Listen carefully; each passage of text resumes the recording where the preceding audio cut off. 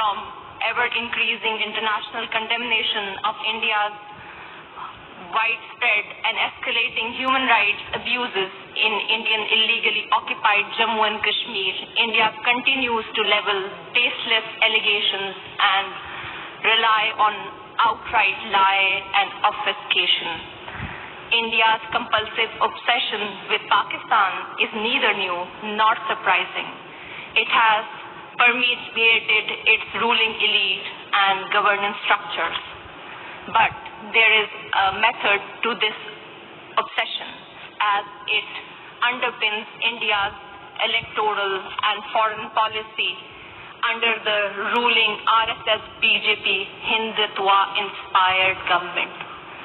The EU Disinfo Lab has graphically revealed how India has deployed such tools of deflection, deception, and disinformation against my country, including at the United Nations. Mr. President, India's violation of human rights in Indian-occupied Jammu and Kashmir are well documented in the two reports of the High Commissioner for Human Rights.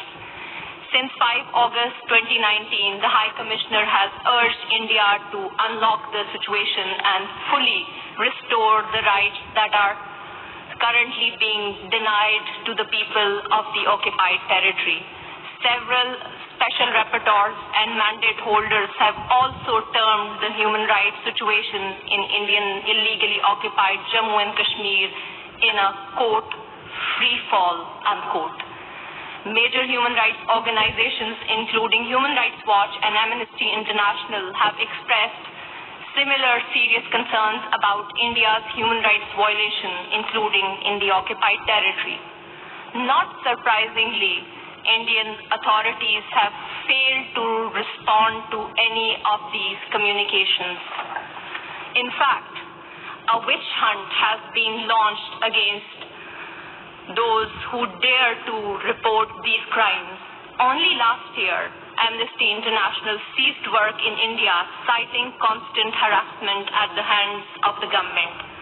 The government of Pakistan has recently released a comprehensive and well-researched dossier containing the entire range of gross, systematic, and widespread violations of human rights being perpetrated by Indian security forces in the occupied territory.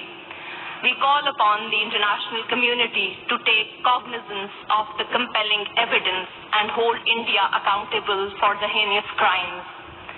If India has nothing to hide, it must accept a United Nations Commission of Inquiry and agree to implement the Security Council resolutions stipulating a plebiscite to enable the people of Jammu and Kashmir to exercise their right to self-determination. Mr. President, as for India's use of the canard of terrorism, regurgitating stale arguments that are typical of all occupiers, let me emphasize that India itself is the principal perpetrator, sponsor, financer, and abettor of terrorism in the region. Today, India is involved in at least 4 different types of terrorism. First, India is resorting to state terrorism to suppress the people of Indian illegally occupied Jammu and Kashmir. Since 1989, Indian occupation forces have killed more than 96,000 Kashmiris, widowed around 23,000 women, and used rape as a weapon of war and orphaned more than 108,000 children.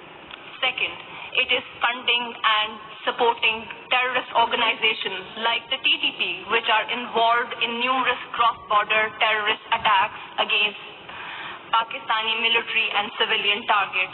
Over the last decade, thousands of Pakistanis have lost their lives or have been injured as a result of these Indian-sponsored terrorist attacks.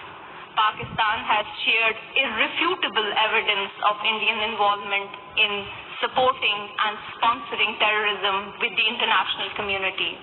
Third, India is financing and organizing mercenary terrorist organizations against Pakistan to impede economic growth and prosperity of the region. India's National Security Advisor, Mr. Ajit Dole, has publicly admitted supporting and financing of such mercenaries. The captured Indian spy, Kulbhushan Jadhav, has also confessed to organizing such terrorism in Pakistan. Fourth, India is being guided by a supremacist ideology that has mainstreamed Islamophobia and bigotry against minorities, particularly Muslims, in its political discourse. The RSS is one of the oldest fascist movements in the world, enjoys state protection, patronage and support by BJP, the ruling party in India. It was RSS which was responsible for pogrom in Gujarat in 2002, which killed over 2,000 innocent Muslim children, women and men. These anti-Muslim pogroms were later repeated in Mumbai and Delhi. One cannot expect anything new from the purveyor of Hindutva. In today's incredibly intolerant India, the 200 million strong Muslim minority faces frequent lynching by cow vigilantes, pogroms by RSS thugs with official complicity, discriminatory citizenship laws to disenfranchise Muslims, and a concerted campaign to destroy mosques and the rich Muslim heritage of India. Mr. President, for the edifice of fascism is in an advanced stage of construction in India today. The Hindutva order of the ruling party has created an atmosphere of fear among all minorities, including Muslims, Christians, Sikhs, and Dalits. The Indian delegation would do well to reflect on the deeply troubling trajectory their state is embarked upon, rather than indulging in patent falsehood about Pakistan. India must realize that it has continuously and miserably failed to suppress Kashmiris living under its occupation from demanding their